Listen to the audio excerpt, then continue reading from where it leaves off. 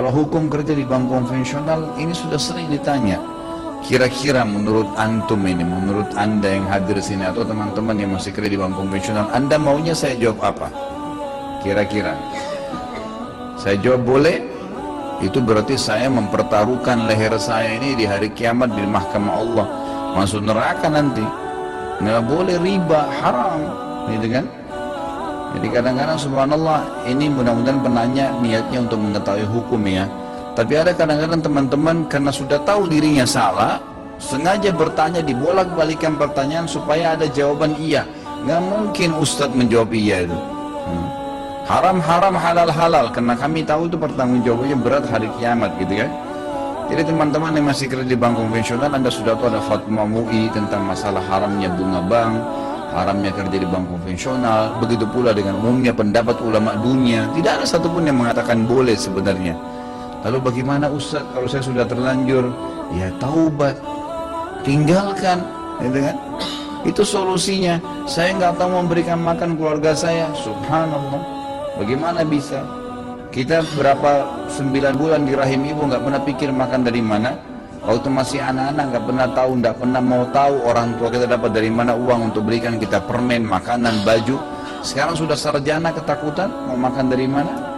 Nggak mungkin itu, ya kan? Syaitan tidak mau kita lepas dari sebuah belenggu yang sudah dia lakukan.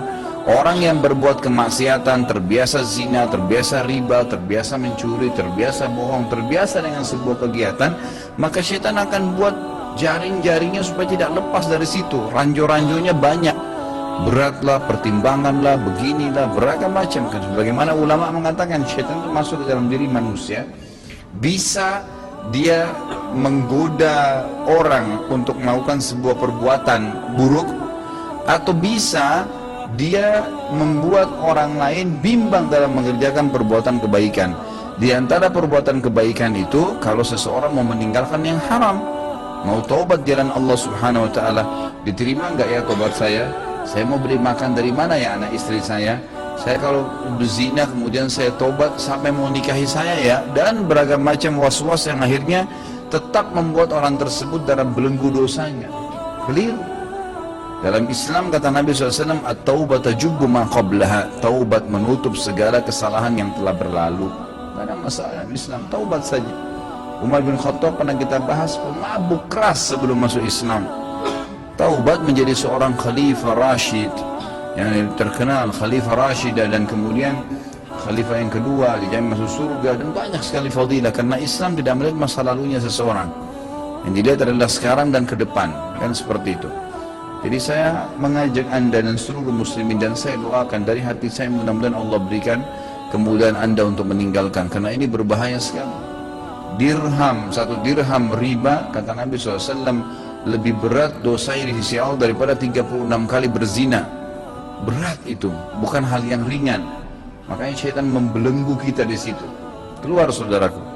Kalau hanya karena masalah dasi, hanya karena masalah kemeja, hanya karena masalah nama baik, hanya karena masalah sudah terlanjur dapat jabatan, dan itu semua anda mau pertahankan silakan, tapi konsekuensinya adalah ada hukuman dari Allah subhanahu wa ta'ala karena haram.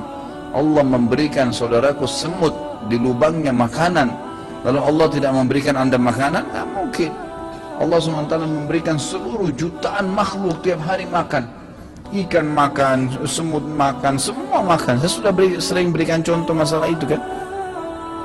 Seorang ulama salaf pernah melihat burung bango di atas batang pohon, di atas sebuah danau ya, kemudian dia capek kerja di kebunnya, lalu kemudian dia keluar dari kebunnya, duduk di sebelah danau tersebut, lalu dia bilang, semoga Allah memberkahi hasil kerja saya hari ini. Artinya mudah-mudahan hasilnya maksimal nih. Allah SWT ingin memberikan pelajaran kepada dia bagaimana memang Allah tidak akan mungkin bungkiri janjinya.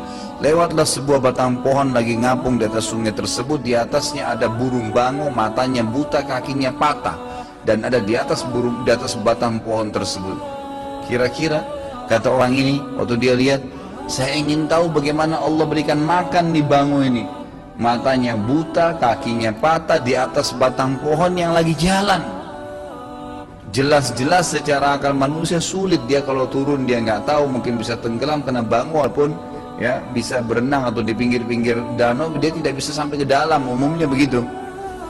Maka yang terjadi adalah dia tunggu, gak lama kemudian ada seekor burung elang dari kejauhan menangkap ikan, kemudian dia naik ke atas, begitu subhanallah melewati burung bangau ini, lepas jepitan ikan tersebut dan jatuh di depan burung bangau. Kemudian burung elang itu pergi dan tidak mengambilnya lagi. Lalu burung bangau cium bau ikan, tinggal turunin kepalanya makan. Bangau yang buta patah kakinya dimakankan oleh Allah. Bagaimana dengan Anda?